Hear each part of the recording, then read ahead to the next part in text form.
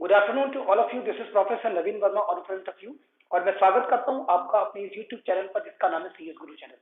Well friends, computer programming में सी language की इस सीरीज के अंतर्गत आज मैं आपको जो पढ़ाने के लिए जा रहा हूं वो स्ट्रिंग के कुछ जो हमारे पिछले लेक्चर्स में बचे हुए कंसेप्ट थे उसको हम आज लोग क्लियर करेंगे।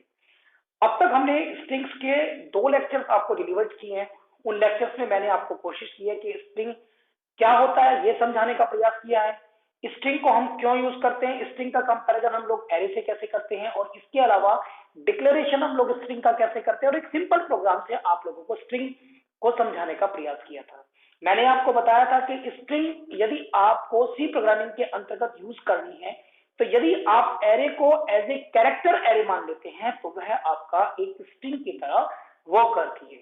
आइए आज हम छोटे छोटे एग्जांपल्स लेंगे और उन एग्जांपल्स के जरिए आपको समझाने का प्रयास करेंगे कि किस तरह से हम लोग स्ट्रिंग को और बेहतर तरीके से समझ सकते हैं और उसका मैनिपुलेशन हम लोग किस प्रकार से कर सकते हैं।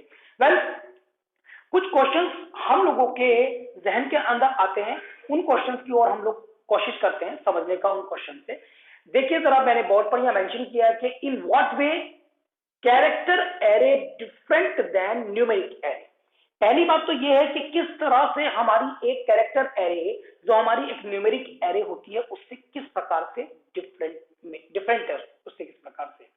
दूसरा कि क्या जिस प्रकार से हम न्यूमेरिक एरे के एलिमेंट्स को एक्सेस कर सकते थे, क्या उसी प्रकार से हम कैरेक्टर एरे के एलिमेंट्स को भी हम लोग एक्सेस कर सकते हैं।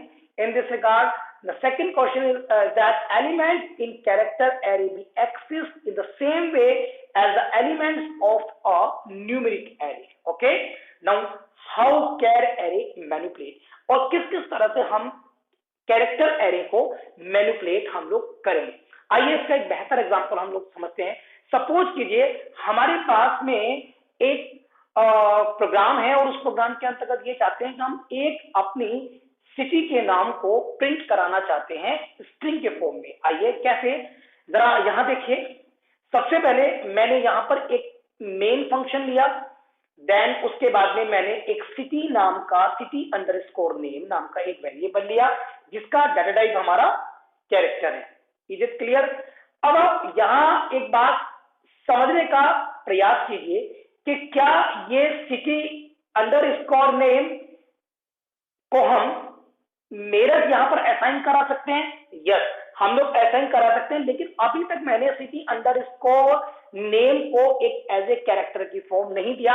आइए इसको हम एक कैरेक्टर की फॉर्म देते हैं। तो सबसे पहले हम इसको यहां पर एक कैरेक्टर की फॉर्म दे रहे हैं इक्वल टू करके, और यहां पर भी हम लोग एक कैरेक्टर की फॉर्म दे रहे हैं।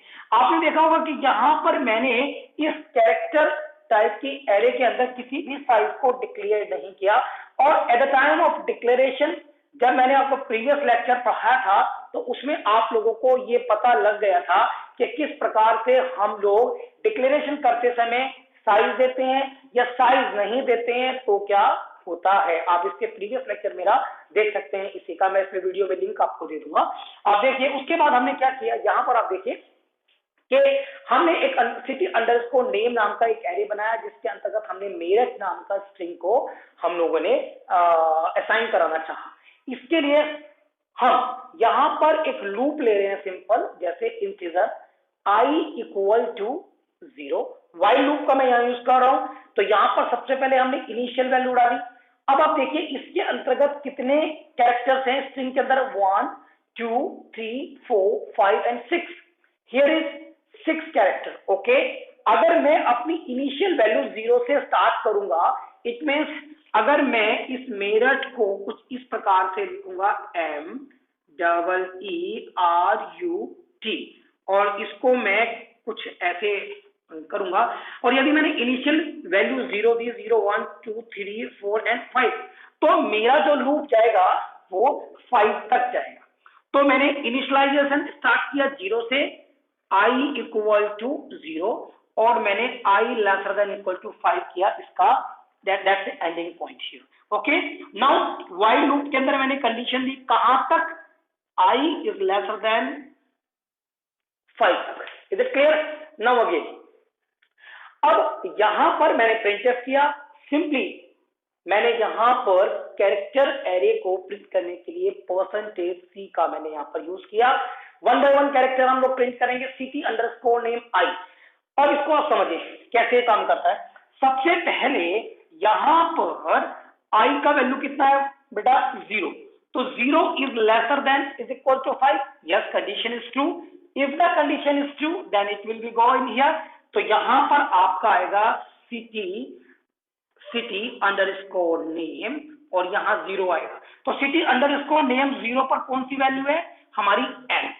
और ये लूप हमारा कब तक चलेगा, जब तक कि 5 ना आ जाए। तो 0 + 1 i ++, क्योंकि i की वैल्यू में 1 का इंक्रीमेंट हो रहा है, तो i की वैल्यू में यहां पर 1 का इंक्रीमेंट, अब हमारी 1 हुआ तो ये 1 पोजीशन पर पहुंचेगा, 1 पर हमारा e, फिर ये 2 हुआ, 3 हुआ, 4 हुआ, 5 हुआ, 5 होते ये t पर पहुंचा और फिर t को फिर एक बार और चलेगा 6। लेकिन जैसे ही यहाँ i = 6 आएगा, 6 is lesser than 5, no condition is false, 6 is equal to 5, no condition is false, और ये आपका लूप से बाहर आ जाएगा। तो ये एक सिंपल सा प्रोग्राम था, आप इसको आसानी से समझ सकते हैं कि किस तरह से हमने एक स्ट्रिंग को एक एज ए कैरेक्टर एरे के फॉर्म में हमने यहाँ पर प्रिंट किया। जैसे कि आप यहां देख सकते हैं, in what way character array is different than numeric array. तो इसको आप यहां से थोड़ा समझने का प्रयास कीजिए, और कैरेक्टर एरे को हम किस तरह से कैरेक्टर एरे के अंदर जो एलिमेंट्स होते हैं उनको एक्सेस करते हैं। यहां पर आप एक बात गौर कीजिएगा कि यहां पर मैंने कंडीशन ली, जहां तक मेरे को स्ट्रिंग का लास्ट कैरेक्टर है, तो मेरे को वहां तक आपका ये देना पड़ा कि उसका लास्ट वैल्यू कितना है, यहां पर 5। अब क्योंकि कैरेक्टर एरे के अंतर्गत मैंने पहली वीडियो में भी आपको बताया था कि इस कैरेक्टर एरे का जो लास्ट एलिमेंट होता है वह हमेशा नल होता है। तो किस प्रकार से हम बजाय इसके कि हम लोग यहां पर एक वैल्यू को दें, लास्ट वैल्यू को दें, हम लोग यहां पर सिंपली एक नल कैरेक्टर के लूप कब तक चले, जब तक कि उसको एक नल कैरेक्टर ना मिल जाए। तो जैसे कि उसको एक नल कैरेक्टर मिलेगा वो आपका लूप से बाहर आ जाएगा। इस प्रोग्राम को आप जरा यहां समझने का प्रयास कीजिए। इसी तरह से सेम मैंने यहां पर एक कैरेक्टर _name नाम का एक एरे लिया, उसके अंदर मैंने एक अपनी स्ट्रिंग असाइन कराई i = 0। अब यहां पर city_name of i, तो यहां पर नेम ऑफ i एलिमेंट सबसे पहले क्या आएगा 0, तो 0 इज नॉट इक्वल टू नल।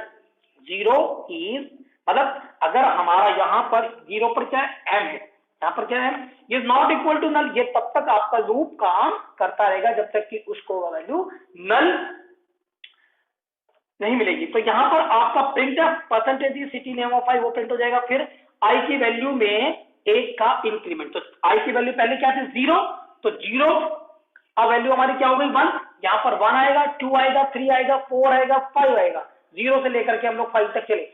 और जैसे ही उसको नल वैल्यू लास्ट में मिलेगा, जैसे ही उसको ये नल वैल्यू लास्ट में मिलेगा, कैसे ही वह आपका लूप से एग्जिट हो जाएगा, वहीं पर हमारा ये प्रोग्राम फिनिश हो जाएगा।